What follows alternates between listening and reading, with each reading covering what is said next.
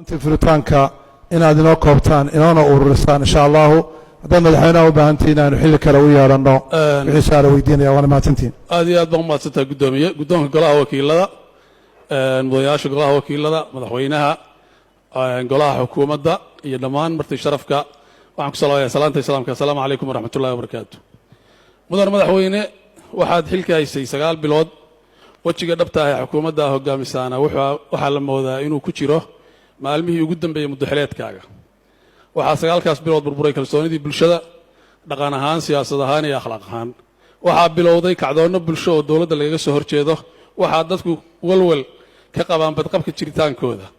waxaa ugu dambeeyey masaajidadii oo bilaabay inay qunuudaan cabsi darteed sidaas daraaddeed mudane madaxweyne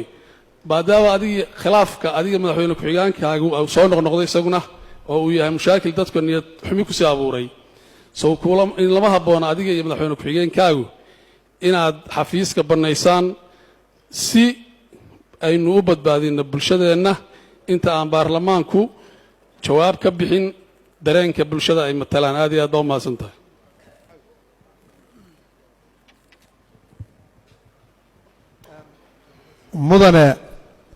mudanayaal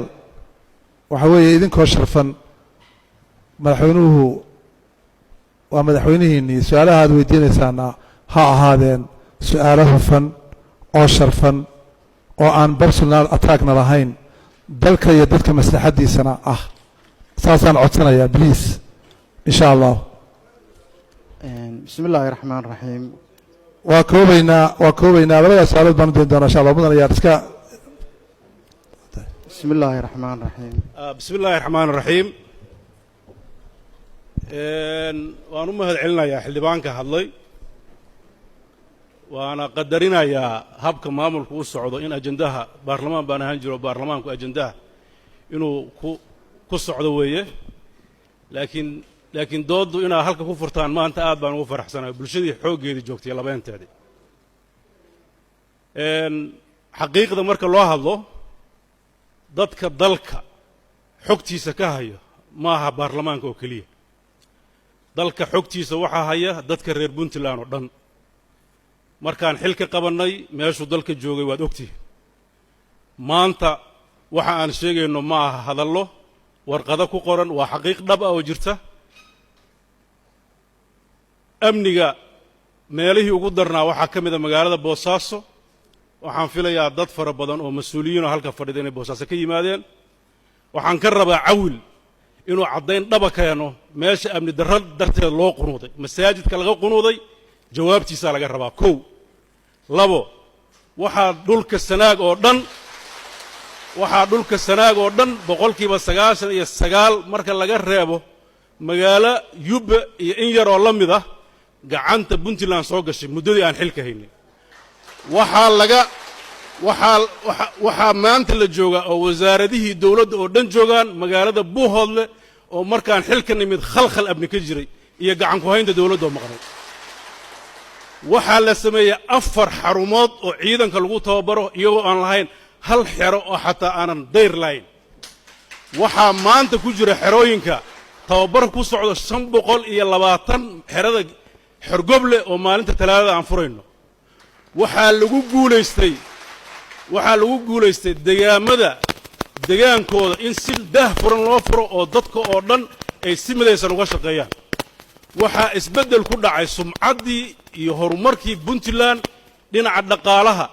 7 bilood 8 bilood aan joognay mushaharkaan bixinaynay cawil oo ka tirsanaa maamulka hore agaasinkiisa waxay ku guul daraysteen inay bixiyaan mushaharooyinka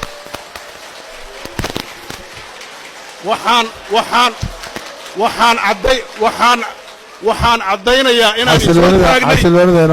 caddaynayaa inaan isoo taagnay waxaan ka codsanaynaa inoo ilaaliya xasiloonida